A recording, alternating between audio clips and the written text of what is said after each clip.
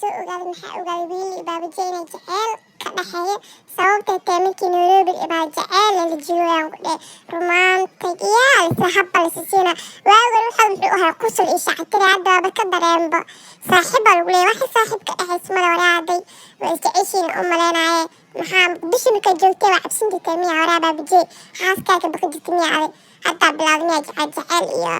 arrin kale yaa sheekin uma bogina ku dheh dalxiiskiinani baashaalkiina watahay romantic iyo honeymoon arko yahay